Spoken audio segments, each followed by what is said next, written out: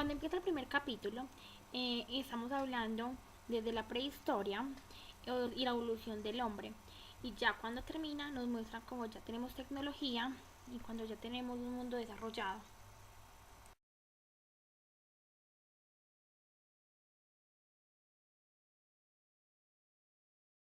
El libro se trata sobre la evolución, pero no la evolución de la cultura biológica, sino de la evolución de la cultura humana. El protagonista de la historia se llama Moabilis. En el primer capítulo habla sobre la evolución del hombre. Y con esa creación fuimos haciendo también la creación del hacha. Al principio, cuando el hombre llega como un ser humano como tal, ya tiene la capacidad de pensar y razonar por su propia cuenta y crear las poblaciones como son los ecosistemas para poder sobrevivir, ya que ya poseían todos los recursos naturales. Después de varios años, cuando esas comunidades se acabaron literalmente con los recursos que contaban, veían la necesidad de desplazarse de un lugar a otro y también poder sobrevivir y así subsistir. Y vivían pasándose de un lugar a otro de su lugar de origen, regulándose a su vez por todo el planeta Tierra. Pero los fabricantes de hachas vieron la necesidad de buscar la forma de trabajar la Tierra en la que habitaban para no tener que estar desplazándose de un lugar a otro y poder dar lugar al nombre para poder trabajar y trabajar la agricultura.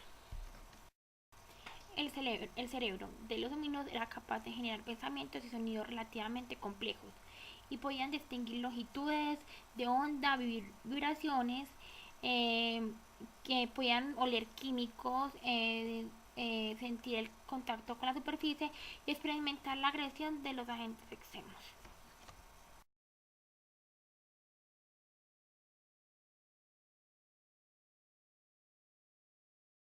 En el segundo capítulo surgen ya las palabras y más tarde la escritura, que trae consigo la lectura, las sociedades que establecen por lo general, el cual el chamán con un bastón sostiene el poder, ya que era el único que sabía leer los signos de la naturaleza.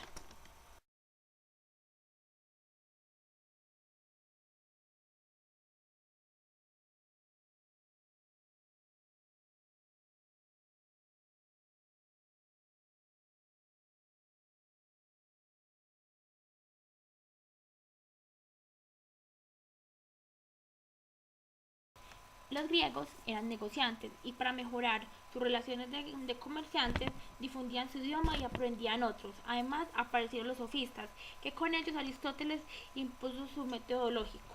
El método de Aristóteles se llamaba lógica. Y más adelante los pensadores islámicos descubrieron cómo era el instrumento para afinar el pensamiento.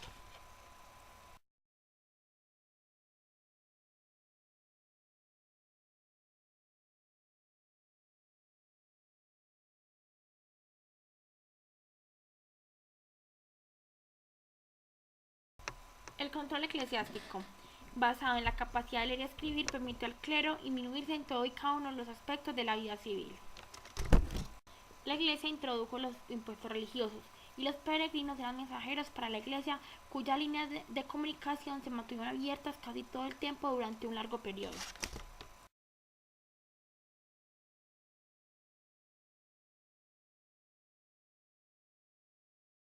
En ese capítulo, cuando empezaron las representaciones del lenguaje expuesto en periódicos, después llegó la legalización por el medio de documentos para la exportación e importación, y para que todo esto fuera más fácil y legalmente.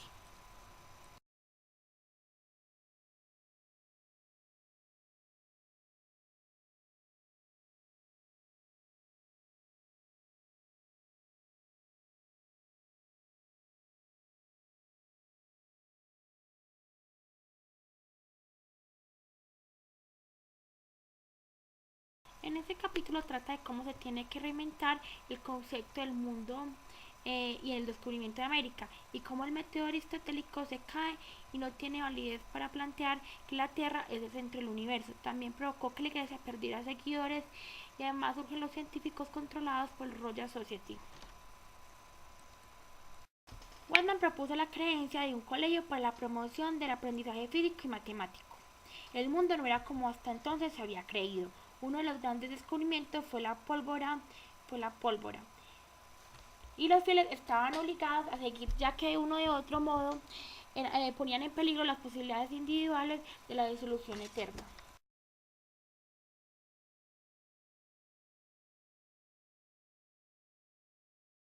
capítulo surge la bolsa de valores, los seguros y lo más importante es el capital. Aparece la máquina de vapor y la bacteriología, además de la agricultura que como produce dinero también crea pobreza.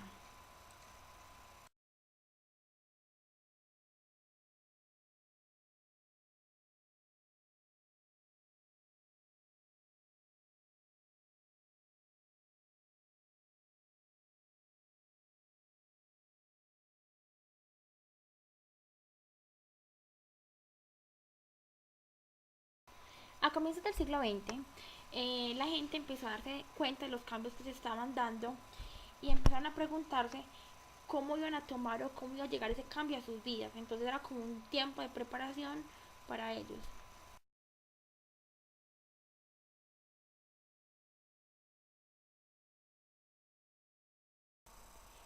En el paleolítico, la única necesidad era saber cuáles bayas iban a comer, cómo iban a sobrevivir y cómo evitar los animales peligrosos.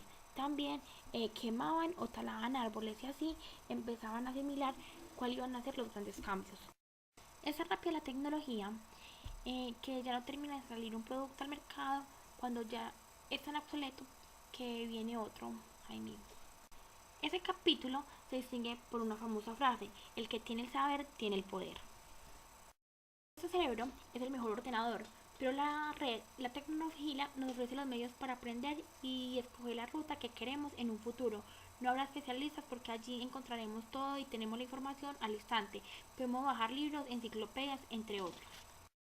Y lo mejor de esto es que seguimos evolucionando.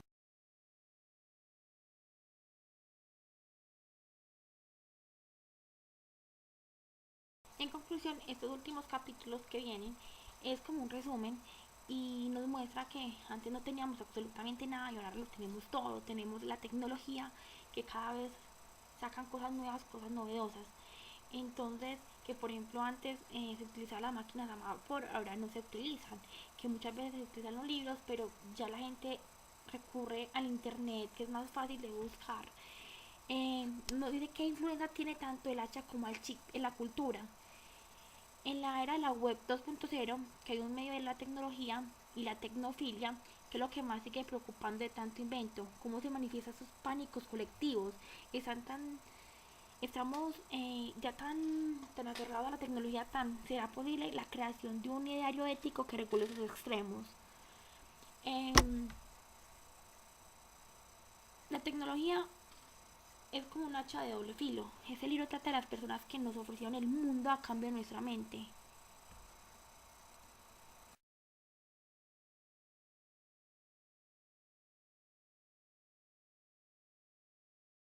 En conclusión, a mí me gustó mucho el libro porque me parece que últimamente estamos muy apegados a la tecnología, todo lo queremos fácilmente y anteriormente no teníamos absolutamente nada, entonces ¿cómo hacen las otras personas para aprender y para saber? Aunque obviamente la tecnología es un factor, es una herramienta muy útil para nuestras vidas, pero hay que dejar como hay como que trabajar como lo hacían antes, no tener todo tan fácilmente.